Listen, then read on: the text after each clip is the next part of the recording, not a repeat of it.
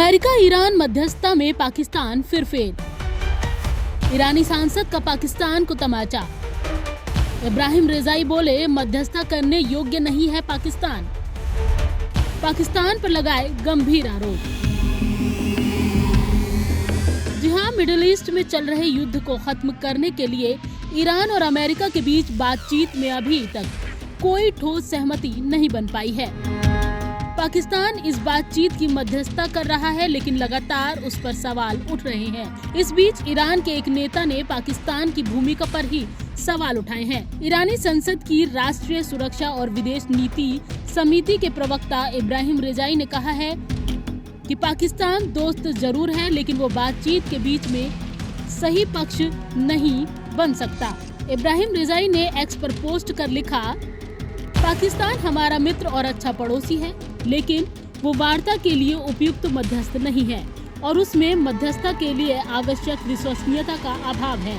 वे हमेशा ट्रंप के हितों को ध्यान में रखते हैं और अमेरिकियों की इच्छा के विरुद्ध कुछ नहीं कहते। उदाहरण के लिए वे दुनिया को ये बताने को तैयार नहीं है कि संयुक्त राज्य अमेरिका ने शुरू में पाकिस्तान के प्रस्ताव को स्वीकार कर लिया था, लेकिन बाद में अपने वादे से मुकर गया। वो ये भी नहीं कहते कि अमेरिकियों ने लेबनान या जब्त की गई संपत्तियों के संबंध में प्रतिबद्धताएं जताई थी, लेकिन उन्हें पूरा करने में विफल रहे। एक मध्यस्थ को तटस्थ होना चाहिए, न कि वह जो लगातार एक पक्ष की ओर झुका रहे। उनका ये बयान ऐसे समय में आया है जब ईरान के विदेश मंत्री अब्बास अरागची ने 24 घंटे में 2 बार पाकिस्तान का दौरा किया। द्विपक्षीय संबंधों पर बातचीत के अलावा अरागची के महत्वपूर्ण एजेंडे में मध्यस्थ की भूमिका निभा रहे पाकिस्तानी पक्ष को युद्ध समाप्त करने के लिए ईरान की शर्तों से अवगत कराना भी शामिल है। अरागची द्वारा उठाए गए मुद्दों में हॉर्मुज रास्ते पर एक नई कानूनी व्यवस्था लागू करना, मुआवजा प्राप्त करना, युद्ध भड़काने वालों द्वारा ईरान के खिलाफ आगे कोई सैन्य आक्रामकता न होने का आश्वासन देना और देश के खिलाफ नौसैनिक नाकाबंदी समाप्त करना शामिल है। अब ईरान के विदेश मंत्री रूस रवाना हो चुके हैं और ईरान से आया प्रतिनिधि मंडल अपने देश। ईरानी सांसद इब्राहिम रेजाई की तरफ से इस तरह का बयान आना बताता है कि ईरान पाकिस्तान की मध्यस्थता में यकीन नहीं रखता, साथ ही उसे अमेरिका पर भी यकीन नहीं है। वहीं ईरान के विदेश मंत्री की रूस के राष्ट्रपति से बढ़ती मुलाकातों के बीच डोनाल्ड ट्रंप ने भी ईरानी प्रतिनिधि मंडल के इस्लामाबाद लौटने के बाद फिर धमकी दी है। अमेरिका के राष्ट्रपति डोनाल्ड ट्रंप ने रविवार को ईरान को चेतावनी दी।